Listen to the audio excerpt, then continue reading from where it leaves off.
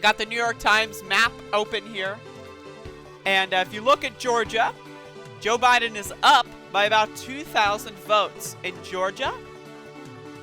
Georgia's basically enough to secure the election. Pennsylvania, Joe Biden seems to be up quite a bit in Pennsylvania, about 14,000 votes in Pennsylvania. Joe Biden leads Donald Trump. Pennsylvania, if called, would give Joe Biden enough electoral votes to win the election. So, what does this mean, everybody? There's a lot of people freaking out because, you know, Joe Biden's not too good. He's not that great of a candidate. He's not that great of a person. And people are freaking out, right? But this is the thing we need to understand here. If you're a disaffected leftist, you hate Joe Biden. I get it. I hate Joe Biden too. But you have to understand that Joe Biden becoming president over Donald Trump is the preferable option. Donald Trump being defeated is a huge blow to the gaining momentum of fascism in this country, right? Donald Trump got 69,927,649 votes. That's more than Barack Obama in 2008. Trumpism, by all measures that we can use to account for these sorts of things, Trumpism is not only alive and well, but Trumpism has been thriving over the last 4 years. Donald Trump got about 8 million new people that did not vote for him in 2016 to vote for him in 2020. 8 million people saw what was going on around them and decided that Donald Trump was the solution. That is a giant problem for the United States of America. That is a giant problem. But Joe Biden, he's not perfect. Yes, he's a racist piece of shit. Yes, his entire political career has been corruption after corruption after corruption, legislating racism into American law, legislating classism into American law. His career has been not good. Let me just tell you, Joe Biden's career, no good. No good. 47 years, as Donald Trump says, right? But again, Joe Biden is a stepping stone. Donald Trump being defeated is a huge, huge win. To all things good in the world, Donald Trump losing is good. Now, there's lots of reports. Is Donald Trump going to run in 2024? I hope so. This is what I've been saying for a while now. So here's my fan fiction here. Trump loses the election, right? We're at that part. So step one has been accomplished. Trump loses the election. He starts a new TV station. There's been reports that Donald Trump is interested in poaching Sean Hannity, Laura Ingraham, and Tucker Carlson from Fox News to his own television network. Right? So he's going to do that in 2021. 2022, this is my fan fiction again. Completely fan fiction. Donald Trump runs for a House or Senate seat in 2022 and wins. Duh, of course. Right? So he runs for a House or Senate seat in 2022 just to get in there. Now imagine Donald Trump on a fucking housing committee. Imagine like Donald Trump being in the position where he can ask like a big tech CEO questions in a Senate committee. Now imagine that, right?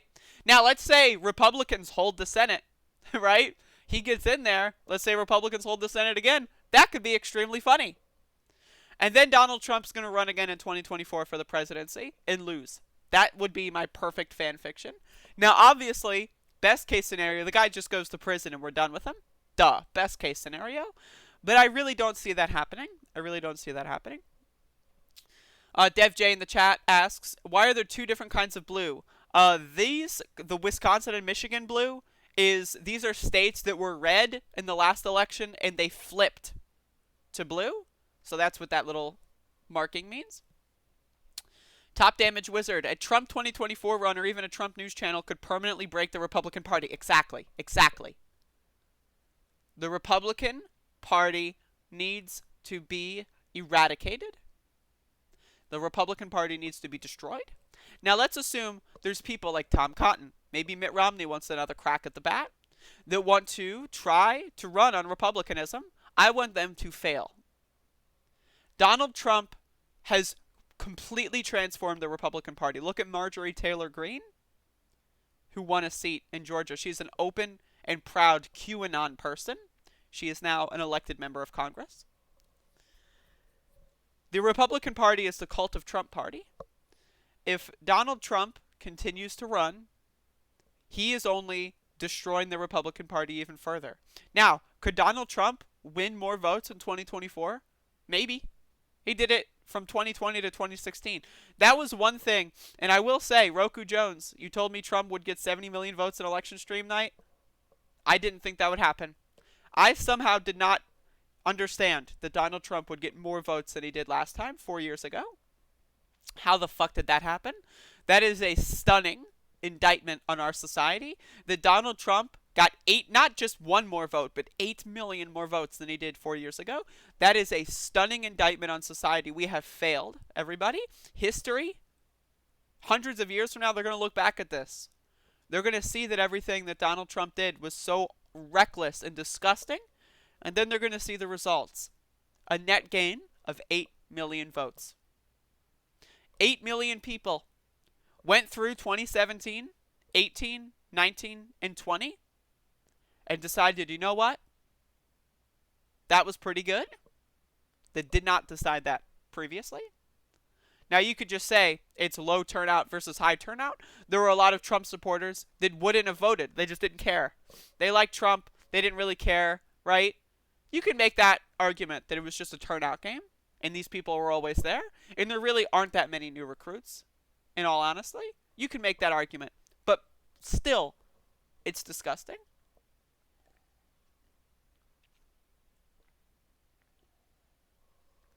I'm drinking my soy-based coffee, by the way, in case those are in there wondering. But yeah, so Joe Biden, president-elect. If he wins Pennsylvania, it's done, and it looks like he's already won Pennsylvania. Some places are calling it. Decision Desk is calling it. I just like New York Times because whatever. I like their layout. Their interface is nice. It's good stuff. North Carolina Senate race. Still worried about that. Still worried about that. Georgia Senate race is in January. They're going to decide the future of the Senate, which is going to decide the future of this country. So, it's not over yet. It's not over yet. We've got the unnecessary sequel to 2020.